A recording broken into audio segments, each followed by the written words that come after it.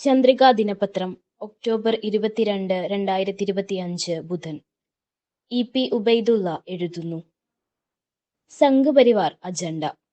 ഇന്ത്യക്ക് സ്വാതന്ത്ര്യം ലഭിച്ച് 7.5 പതിറ്റാണ്ടിനോടടുക്കുമ്പോഴും മതേതരത്വത്തിലും ജനാധിപത്യ മൂല്യങ്ങളിലും അധിഷ്ഠിതമായ ഭരണഘടനയാണ് ഇന്നും രാജ്യത്തെ നയിക്കുന്നത്.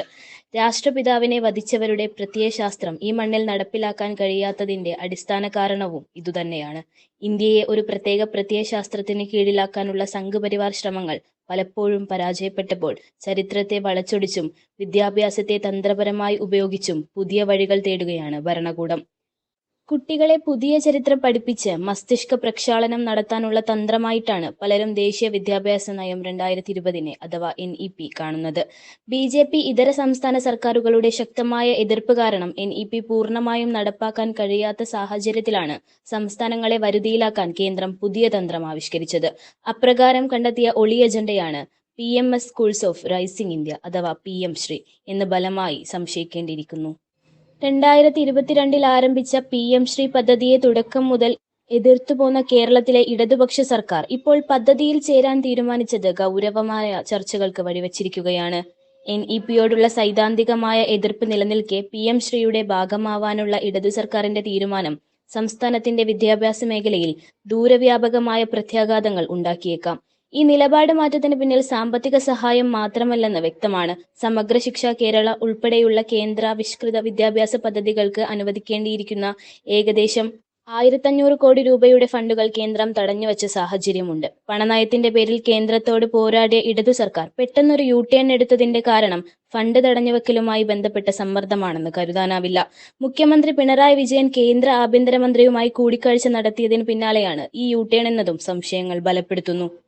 വിദ്യാഭ്യാസ മന്ത്രിയുടെ പ്രസ്താവന വിദ്യാർത്ഥികൾക്ക് ലഭിക്കേണ്ട കേന്ദ്ര സഹായം സാങ്കേതികമോ രാഷ്ട്രീയമോ ആയ കാരണങ്ങളാൽ നഷ്ടപ്പെടുത്താൻ അനുവദിക്കില്ല, അതിനാലാണ് പ്രായോഗിക സമീപനം സ്വീകരിച്ചത് എന്നത് സ്വന്തം മുന്നണിയിലെ പ്രധാന കക്ഷിയായ CPIക്ക് പോലും ബോധ്യമാവാത്ത സാഹചര്യത്തിൽ ഈ തീരുമാനത്തിന് പിന്നിലെ അജണ്ട വ്യക്തമാണ്. വിദ്യാഭ്യാസത്തിന്റെ കാവ്യവൽക്കരണ ഭീഷണി മൂലം കേരളം തുടക്കം മുതൽ NEP 2020 അംഗീകരിച്ചിരുന്നില്ല. വിദ്യാഭ്യാസം ഭരണഘടനയിലെ സംയുക്ത പട്ടികയിലുള്ള വിഷയമായതിനാൽ സംസ്ഥാനത്തിന്റെ നയപരമായ സ്വാതന്ത്ര്യം സംരക്ഷിക്കണമെന്നായിരുന്നു സർക്കാർ നിലപാട്. NEPയിലെ പല പാഠഭാഗങ്ങളും ശാസ്ത്രീയ സത്യങ്ങളെയും യുക്തിയെയും നിരാകരിക്കുന്നതും സംസ്ഥാനം ഇത്രകാലം വിദ്യാഭ്യാസ മേഖലയിൽ നേടിയ നേട്ടങ്ങളെ പിന്നോട്ടടിക്കുന്നതുമാണെന്ന് ഇടതുമുന്നണി ആരോപിച്ചിരുന്നു. PM ശ്രീ പദ്ധതിയിൽ ചേരുന്നത് NEP 2020 കണ്ണടച്ച് അംഗീകരിക്കുന്നതിന് തുല്യമാണ്. PM ശ്രീ എന്ന ബോർഡുകൾ സ്ഥാപിക്കണമെന്ന നിബന്ധന പോലും രാഷ്ട്രീയ ബ്രാൻഡിംഗ് ആണെന്ന് വിമർശനമുയർന്നിട്ടുണ്ട്. NEPയിൽ തങ്ങൾ ഔദ്യോഗികമായി എതിർക്കുന്ന വകുപ്പുകൾ നടപ്പാക്കില്ല എന്ന വിദ്യാഭ്യാസ വകുപ്പിന്റെ വാദം ജനങ്ങളുടെ കണ്ണിൽ പൊടിയിടാനുള്ള തന്ത്രം മാത്രമാണെന്ന വിമർശനം ഉയരുന്നു. PM ശ്രീ നടപ്പാക്കാനുള്ള നീക്കം ഇടതു മുന്നണിക്കുള്ളിൽ തന്നെ അഭിപ്രായ വ്യത്യാസങ്ങൾ സൃഷ്ടിച്ചിരിക്കുകയാണ്.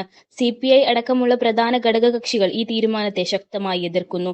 പദ്ധതിയുടെ ലക്ഷ്യങ്ങളും ഫെഡറലിസം സംബന്ധിച്ച ചർച്ചകളും 2022 കേന്ദ്ര മന്ത്രിസഭ അംഗീകരിച്ച PM ശ്രീ പദ്ധതിയുടെ ലക്ഷ്യം 14,500-ലധികം സ്കൂളുകളെ ആധുനിക ലാബുകൾ, സ്മാർട്ട് ക്ലാസ് റൂമുകൾ, ഡിജിറ്റൽ ലൈബ്രറികൾ, ഹരിത സൗകര്യങ്ങൾ എന്നിവ ഉൾപ്പെടുത്തി മാതൃകാ സ്ഥാപനങ്ങളാക്കി മാറ്റുക എന്നതാണ്.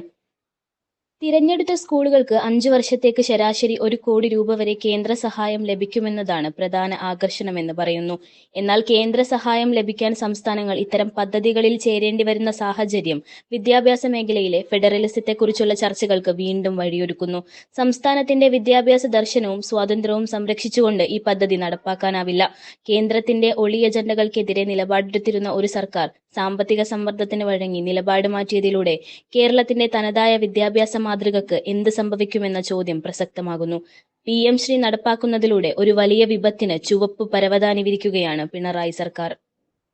തയ്യാറാക്കിയത് ദിശന അക്കാദമി ഇരുമ്പുഴി. ശബ്ദം ഫാത്തിമ സെനിയ.